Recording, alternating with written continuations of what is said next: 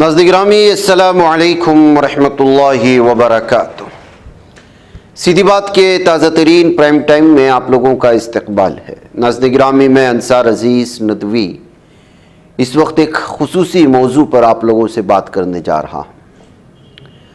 नाज़रीन गिरामी, हमेशा आपने सुना है, बल्कि बार बार सुनते रहते हैं, कश्मीर का जब भी तस्करा आता है कश्मीर के पंडितों पर जुल्म ढाया गया है और भी बहुत सारी चीज़ें,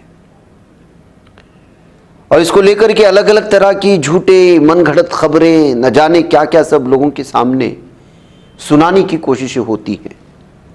जो असल तारीख से वाकिफ़ नहीं होता वो भी अपनी मनगढ़ंत कहानियाँ जो किसी मीडिया में सुन लिया या किसी पंडित ने अपने ऊपर होने वाले जुल्म सितम की कहानी सुनानी थी, उसी को अगली नस्लों तक पहुँचाने की कोशिश होती है। लेकिन हकीकत यह है कि कश्मीर में मुसलमान भी अपने नाम के साथ पंडित लगाते हैं। ये सूरत हाल कैसे बनी, क्या हुई, इस पर मैं आज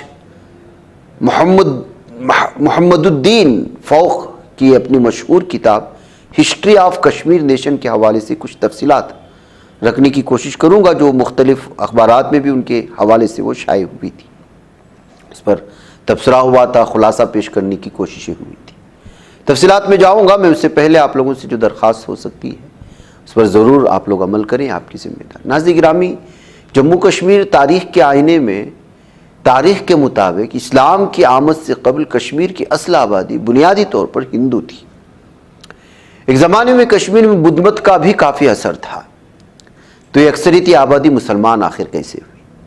ताहम यहाँ के बहुत से मुसलमान अब भी अपनी कुन्नियत के साथ पंडित कुन्नियत का इजाफा करते हैं। ये एक बड़ा सवाल है, कश्मीर के मुसलमान अपने नामों में पंडित क्यों इस्तेमाल करते हैं? मोहम्मदुद्दीन फ़ौक़ अपनी मशहूर किताब हिस्ट्री ऑफ कश्मीर नेशन में पंडित शेख नामी बाब में लिखते हैं कि कश्मीर में इस्लाम की आमद से पहले तमाम हिंदू थे। इनमें हिंदू ब्राह्मण भी थे, इसके साथ दूसरी ज़ातों के लोग भी थे, लेकिन ब्राह्मणों में एक तबका ऐसा था जिसका पेशा कदीम ज़माने से पढ़ना और पढ़ाना था, और यही लोग पंडित कहलाए जाते थे।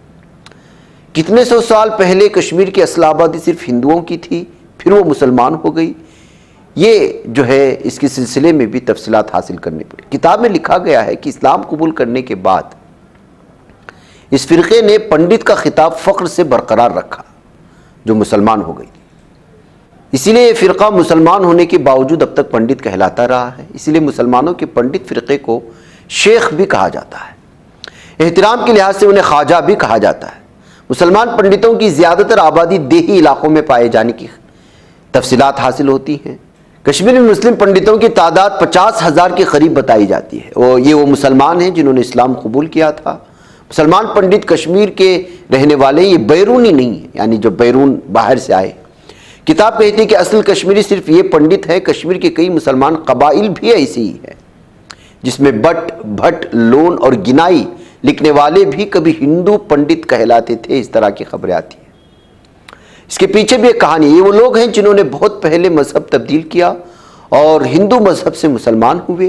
पंडित भी बट लिखते हैं। जिन मुसलमानों ने अपने साथ पंडितों को मुलाजिम रखा वो इस्लाम कबूल करने से पहले आला तरीन तबके के थे। ब्राह्मणों में ये भी सबसे बड़ा तबका माना जाता था। अब कश्मीर की असल नस्ल कहाँ की थी, क्या थी? पंडित भी हो या जो कुछ भी हो, तारीख और तहकीकी किताबें कहती हैं कि कश्मीर में असल नस्ल पंडित नहीं है, बल्कि जैन और बाद में बुद्ध मत की थी। फिर यहाँ पंडित राज करने आए। फिर यह भी हुआ कि जब मुसलमान होने वाले पंडितों ने अपने नाम के साथ पंडित का लक़ब जोड़ा तो ना हिंदू पंडितों को और ना मुसलमानों को इस पर किसी तरह का एतराज़ हुआ। इस तरह लिखने वाले पंडितों की एक जमात कश्मीर के मुसलमानों में शामिल हो गई। कश्मीरी पंडित कश्मीरी ब्राह्मण के नाम से जाने जाते थे। कश्मीरी हिंदुओं का एक ग्रुप, खासतौर पर सरसोत ब्राह्मण, इनका ताल्लुक बुनियादी तौर पर वादी कश्मीर के पंचागोड़ा ब्राह्मणों से था। कुरून वस्ता में इस्लाम की आमद के बाद इन लोगों ने अपना मजहब भी अक्सर तब्दील कर लिया था। ताहम 3वीं सदी में यहाँ के हिंदुओं ने भी बड़े पैमाने पर बुद्ध मत कबूल किया। कश्मीर पर तुर्की और अरबों के हमले 8वीं सदी के आसपास जब बढ़े कहा जाता है, लेकिन उन्होंने पहाड़ों में घिरी वादी कश्मीर को नज़रअंदाज कर दिया क्योंकि वहाँ जाना थोड़ा मुश्किल था। लेकिन 14वीं सदी तक वादी कश्मीर में भी मुस्लिम हुक्मरानी कायम हुई। इसकी बहुत सी वजूहात थीं, जिनमें बार बार हमले, अंदरूनी हमले वगैरह शामिल थे। हुक्मरान भी कमज़ोर थे। ब्राह्मण लोहारा खुद हिंदू ख़ानदान से खुश नहीं थे। पहले वो टैक्स के दायरे में नहीं थे, लेकिन लोहारा ख़ानदान के आखिरी बादशाह सुखदेव उन पर टैक्स आयद कर दिया। और 14वीं सदी में सिकंदर शाह मेरी, जिसे सिकंदर बदशिकन के नाम से, बुतशिकन के नाम से जानते थे, उन्होंने लोगों को बड़े पैमाने पर नकल मकानी पर मजबूर किया। वो सब मुल्क के दूसरे हिस्सों में चले गए। बाज़ ने मुसलमान मजहब कबूल किया, लेकिन बोता शिकन का जानशीन हिंदुओं के लिए फयाज था। पंडितों के बगैर कश्मीर की सकाफत का सोचा भी नहीं जा सकता था। वहाँ के मखसूस कल्चर के अलंबरदार थे, पहचाने जाते थे। फिर इसके अलावा बनवासी कश्मीरी पंडित का तस्करा भी तारीख में मिलता है। वो पंडित जो मुसलमान बादशाहों के जुल्म की वजह से मुल्क के दूसरे हिस्सों में चले गए, अगरचे उनमें से बहुत से लोग वापस आ गए, वो बनवासी कश्मीर पंडित कहलाते हैं। इसके अलावा यहाँ पर एक और पंडित है जिनका नाम आता है मलमासी पंडित। वो पंडित जो मुसलमान बादशाहों के सामने नहीं झुके बल्कि डटे रहे। तीसरा बहर कश्मीरी पंडित, वो कश्मीरी पंडित जो कारोबार करते हैं। और मुसलमान कश्मीरी पंडित, ये वो कश्मीरी पंडित है जो पहले हिंदू थे लेकिन फिर मुसलमान हुए, लेकिन फिर भी पंडित कुन्यत का इस्तेमाल किया। ये लोग अपने नामों में भट्ट, बट, धर, डार, लोन, मिंटो, मिंटू, गिनाई, तांत्रे, मित्तू, पंडित, राजगुरु, राथर, राजदान, मागरे, बित्तू, वाणी जैसे जात के नाम शामिल करते हैं। कदीम जमाने में कश्मीर जो है कहा जाता है कि वैदिक दौर में हिंदू मत का मरकज कहलाया जाता था। कश्मीर के हिंदू हुक्मरानों और मजहबी रिवायात की तफसील नीलमत पुराण और अजतरंगनी जैसे कदीम तहरीरों में मिलती है। कश्मीरी शिव पूजा खासतौर पर शिव रिवायत और विष्णु रिवायात से मुतासिर था कहा जाता है, यानी विष्णु की पूजा और शिव की पूजा ज्यादा की जाती थी। कश्मीरी शिविज्म हिंदुस्तान में फलसफियाना फिक्र का एक बड़ा मरकज रहा है। फिर उसके बाद अशोक के दौरे हुकूमत में 3री सदी कबल मसीह बुद्ध मत ने कश्मीर में अपना असर रसूख कायम किया। कश्मीर बुद्ध मत के उलमा और यूनिवर्सिटियों का मरकज बन गया। यहाँ से बुद्ध मत एशिया के दूसरे हिस्सों में फैलता चला गया। अब यहाँ इस्लाम कैसे आया? इस्लाम 13वीं सदी के बाद कश्मीर में दाखिल हुआ है।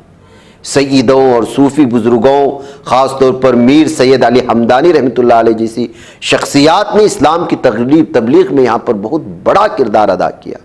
रफ्ता रफ्ता समाजी और सकाफती तब्दीलियों की वजह से लोगों की एक बड़ी तादाद ने इस्लाम कबूल करना शुरू कर दिया। हम लोगों की वजह से नहीं, आदात और अतवार की वजह से। जितने भी सैयद और सूफ़ी बुजुर्गान यहाँ आए हैं, उनकी कई जगहों पर, मुख्तलिफ इलाकों पर आपको यहाँ पर जो है मज़ारें मिलेंगी जिन्होंने यहाँ पर ज़मीनी सतह पर दीन की तबलीग की थी अपने अखलाक व किरदार से। मीर सैयद अली हमदानी शाह हमदान के नाम से मशहूर थे। उनका लक़ब अमीर कबीर था। वह अहले हमदान के उन उरफा में से एक थे जो बर सग़ीर आए। यहाँ बिलखुसूस कश्मीर में इस्लाम को फैलाने में उनका बड़ा किरदार माना जाता है और इनकी ज़िंदगी की एक लंबी तफसीलात है।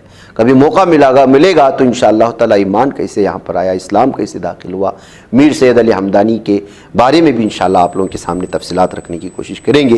ये कुछ तफसीलात थी जो कश्मीरी पंडितों को लेकर के, पंडित के सिलसिले में होने वाले गलत फहमियों को दूर करने वाले और भी बहुत सारी चीज़ें यहाँ तक पेश की। बल्कि ये बहस इस वक्त और ज़ोर पड़ गई जब हाल ही में कश्मीर के ताल्लुक से शाये होने वाले ये किताब में खुद जो है अमित शाह ने उसकी किताब का इजरा किया था, वज़ीर दाखिला, और फिर उस मौके पर उन्होंने कश्मीर का नाम किस तरह से जो है कशप के नाम पर रखा गया था उसको लेकर के तारीख़ के हक़ाइक़ समझाने की कोशिश की।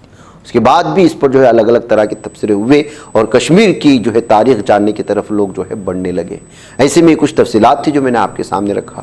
कोशिश ये होगी कि वहाँ की भी तारीख़ को धीरे धीरे हम समझने की कोशिश करेंगे। इस्लाम कैसे कश्मीर में दाखिल हुआ और किस तरह यहाँ की आबादी इस वक्त वहाँ की अक्सरियत आबादी मुसलमान की क्यों हुई, ये सारी चीज़ें सामने रखी जाए। मुझे इजाज़त दें। अस्सलामु अलैकुम वरहमतुल्लाहि वबरकातुहू। बच पाता है कोई सहाफ़ी की निगाहों से, मिलाता है ये लोगों को मोहब्बत की पनाहों से।